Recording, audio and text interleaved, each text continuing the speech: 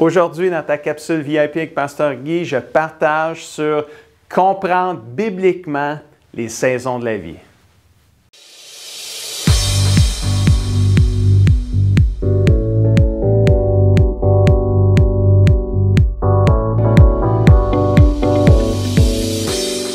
Bonjour mon ami et bienvenue à ta capsule VIP. C'est toujours une grande joie pour moi de pouvoir nourrir ton âme afin que tu puisses grandir et devenir semblable à Jésus-Christ. Amen. Es-tu prêt à nourrir ton âme? Aujourd'hui, je crois que oui. Et le titre de la capsule aujourd'hui, c'est « Comprendre bibliquement les saisons de la vie ».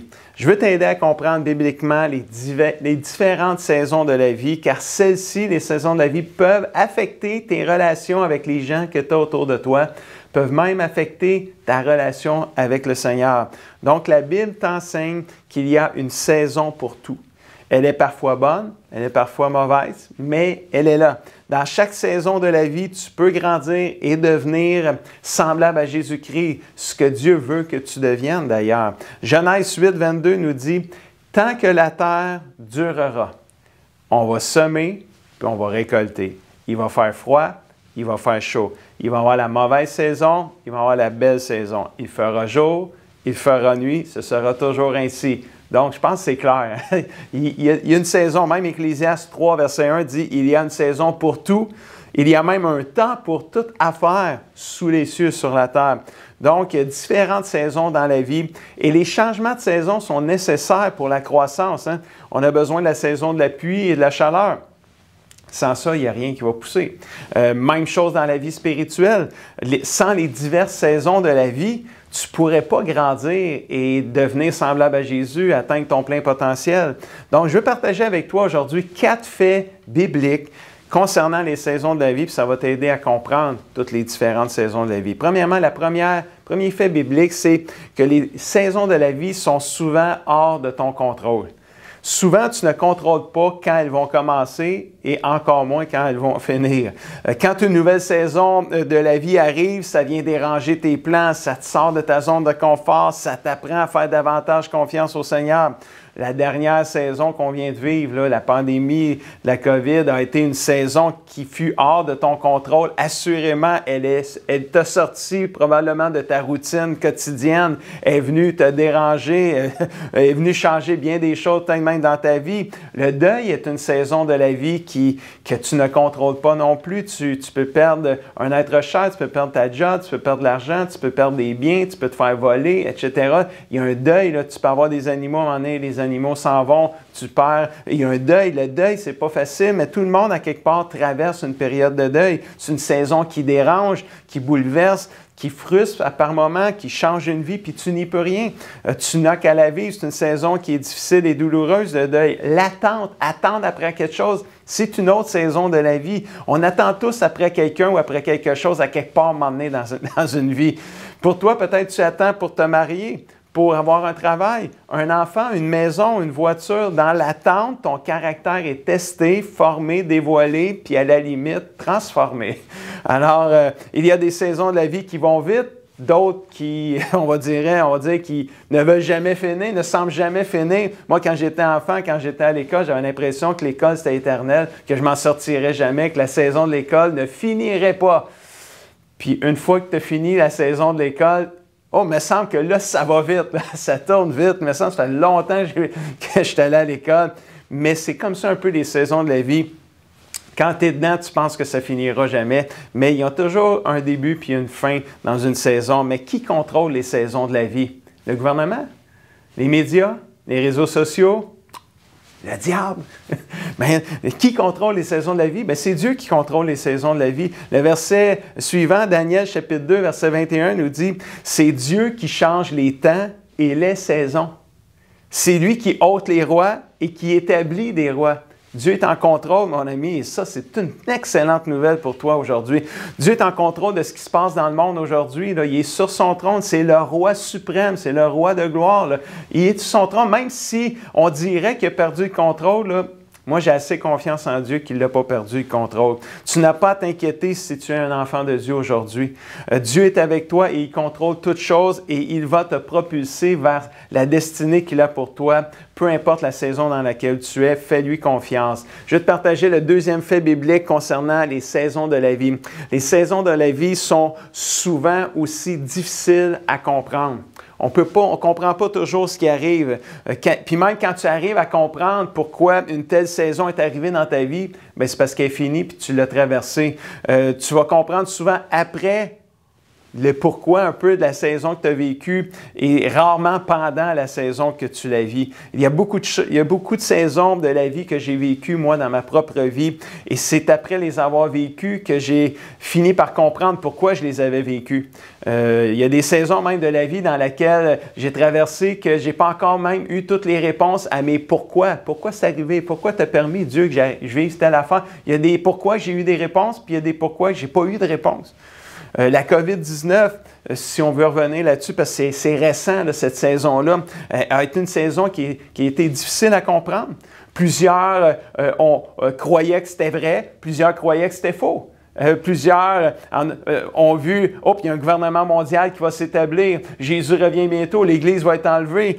Pour certains, c'était clair, pour d'autres, ça ne l'était pas. Mais une chose est certaine, c'est que l'Église va finir par être enlevée. Et si la pandémie, si la guerre qui se passe en Ukraine, en Russie, qui est quand même présentement sur le bord d'éclater dans une autre guerre mondiale, que ça dit un peu partout, mais si tout ça, ce qui vient d'arriver dans les dernières années, était un avertissement, ou était l'avertissement que tu avais besoin pour revenir vers Dieu, pour t'éloigner du péché, pour retrouver la joie d'être sauvé, la joie de prier, de chanter, de témoigner, d'adorer le Seigneur, de méditer la parole de Dieu. Si tout ce qui vient d'arriver était l'avertissement que tu avais besoin pour juste revenir à Dieu, bien, le verset suivant vient prendre tout son sens. Dans Ésaïe 55, versets 6 et 7, ça dit « Cherchez le Seigneur pendant qu'il se laisse trouver, pendant que c'est encore le temps favorable. Faites appel à lui pendant qu'il est près de vous. Les gens mauvais doivent abandonner leur conduite.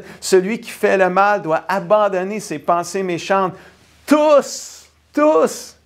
C'est qui ça? C'est tous, c'est tout le monde, c'est toi et moi, c'est tout le monde. Tous doivent revenir vers le Seigneur, car il aura pitié d'eux, il aura miséricorde d'eux. Wow! Tous doivent revenir vers notre Dieu, car il pardonne généreusement. Jésus revient bientôt et je veux faire partie de cette Église glorieuse et victorieuse que Jésus s'en vient chercher, puis je crois que toi aussi tu veux en faire partie. Jésus ne revient pas chercher une Église qui se déchire, mais une Église qui s'aime les uns les autres comme Jésus l'aime lui-même. Amen. Dieu est aux commandes. Tourne-toi vers lui, fais-lui confiance, il va intervenir au bon moment. Tu ne peux pas toujours tout comprendre des fois dans la vie, ça, j'ai compris ça aussi, là. Troisième fait biblique concernant les saisons de la vie, c'est que ce que tu sèmes dans une saison, tu le récoltes dans l'autre saison. Et ça, c'est un fait là, très biblique, là. Ce que tu sèmes au printemps, tu vas le récolter à l'automne. Ça, c'est un classique, c'est facile. Hein? On arrive là, dans le printemps, alors qu'on enregistre cette capsule, on est au printemps, là, mais si tu l'écoutes à l'automne, tu vas avoir déjà récolté ce que tu as semé au printemps. C'est un peu comme ça, ce que tu sèmes dans le royaume de Dieu maintenant, tu vas le récolter dans une autre saison. Et c'est un principe biblique, Galates 6,9. Ne nous lassons pas, ne nous arrêtons pas de faire le bien, car nous moissonnerons, nous récolterons dans la saison convenable si on ne se relâche pas. Wow, c'est tellement bon. La manière que tu agis maintenant va affecter ton futur. Ce que tu manges maintenant, ben oui, check bien ça, là, je ne me trompe pas. Là. Ce que tu manges là, dans ton corps maintenant va affecter ta santé pour le bien ou le mal dans 5-10 ans d'ici. Des fois, tu manges toutes sortes de cochonneries, puis oh, ça ne me fait rien. Dans 5-10 ans, peut-être ton corps va dire « Ah, c'est fini ça, là. » Tu vas récolter. Fait que faisons attention à ce qu'on fait aujourd'hui, on le récolte demain. Ce que tu déclares avec ta bouche aujourd'hui, ça va impacter pour la vie ou la mort ton avenir, ton futur, ton demain. Proverbe 18, verset 21, « La langue a pouvoir de vie et de mort. Ceux qui aiment parler en goûteront les fruits. » Pour le bien ou le mal. C'est tellement important pour toi de comprendre cette grande vérité biblique-là. Peu importe la saison que tu vis présentement, tu sèmes avec tes paroles des semences. Ce que tu dis avec ta bouche dans la saison que tu vis, c'est des semences. Assure-toi de semer des semences de vie et non de mort, parce que celui qui aime parler va en manger les fruits. Peut-être que tu as dit trop de choses avec tes paroles ou dans les réseaux sociaux à des gens qui n'étaient pas des semences de vie. Je veux juste t'encourager que c'est le bon moment de demander pardon et de semer de nouvelles semences de vie avec tes paroles. Tu récoltes toujours dans l'autre saison ce que tu sèmes dans la saison d'aujourd'hui, ne l'oublie pas. Quatrième et dernier fait biblique concernant les saisons de la vie, c'est que Dieu a un but pour chaque saison. Et ça, c'est tellement inspirant et réconfortant. La saison du deuil et de la solitude, celle du succès ou de l'échec, celle de la maladie ou la santé, celle, si on pourrait dire, de la pandémie, de la guerre.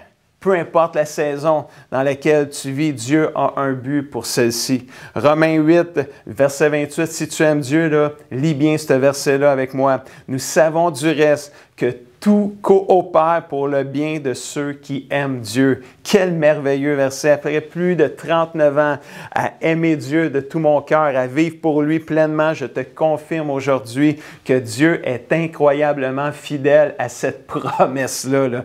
Je crois dans cette promesse avec une grande et pleine conviction. Si tu aimes vraiment Dieu, là, peu importe dans quelle saison tu es, belle ou pas belle, bonne ou mauvaise, Dieu va le faire concourir, coopérer pour ton bien, je le crois vraiment. Même si tu ne contrôles pas toutes les saisons de la vie, même si tu ne les comprends pas, sache que Dieu a un but pour chacune d'elles et un grand bien va en résulter dans ta vie. Alors, mon ami, aime le Seigneur de tout ton cœur, même quand la saison n'est pas belle pour toi et elle est mauvaise. Laisse-moi conclure en te répétant les 4 faits bibliques pour t'aider à comprendre bibliquement les saisons de la vie. 1, elles sont souvent hors de ton contrôle, mais pas celles de Dieu. Dieu a encore le contrôle là-dessus. Fais-lui confiance. Elles sont souvent difficiles à comprendre. On ne peut pas tout comprendre à un moment donné, tu n'as pas le choix. Il faut que tu fasses confiance à Dieu. Ce que tu sèmes dans une saison, tu vas le récolter dans l'autre. Puis Dieu a un but pour chaque saison. Fais-lui confiance. Dans chaque saison de la vie, apprends à faire confiance au Seigneur parce qu'il va faire concourir tout ce qui t'arrive pour ton bien. L'apôtre Paul avait compris ça dans 2 Corinthiens 1,9. Il vivait une tempête, c'était difficile. Il dit, nous avions l'impression que la peine de mort avait été décidée contre nous. Cependant, il en fut ainsi pour que nous apprenions à ne pas placer notre confiance en nous-mêmes, mais uniquement en Dieu qui ramène les morts à la vie. Alors Paul, il avait compris, il vivait quelque chose, on avait l'impression que la peine de mort nous était saisie, mais non, tout ça arrivait pour qu'on puisse apprendre à faire confiance uniquement en Dieu, mais pas en nous-mêmes. Puis c'est vraiment merveilleux. Mon ami, je ne sais pas dans quelle saison tu es aujourd'hui. Elle est peut-être bonne ou mauvaise, mais peu importe. Je t'encourage à faire les 3 choses suivantes. Aime Dieu de tout ton cœur. Fais-lui entièrement confiance. Puis 3, n'abandonne pas. Persévère, rends-toi jusqu'au bout. Jésus revient bientôt. Alléluia. J'aimerais prier pour toi en terminant. Papa Céleste, merci pour mon ami qui m'écoute aujourd'hui. Je ne sais pas dans quelle saison mon ami est présentement, mais je te prie de le bénir là où il est, Seigneur. Je prie que tout ce que je viens de partager aujourd'hui puisse faire un grand bien à son âme aujourd'hui. Que, Seigneur, il puisse développer une plus grande confiance en toi. Je prie qu'il puisse même t'aimer encore plus, même s'il vit une saison difficile, une saison d'injustice. Père, je prie qu'il puisse t'aimer encore plus parce que, Seigneur, tu le dis dans ta parole, que pour ceux qui t'aiment, tu vas faire concourir tout ce qui arrive, bien ou mauvais, pour le bien de chacun d'eux. Alors, Père, je prie que mon ami puisse t'aimer de tout son cœur, de toute son âme, puis je prie qu'il puisse persévérer, ne pas abandonner, que rien ne le sépare de ton amour. Au nom de Jésus, je le prie. Amen. Et tout le monde dit Amen et Amen. Je te laisse avec les défis de la semaine.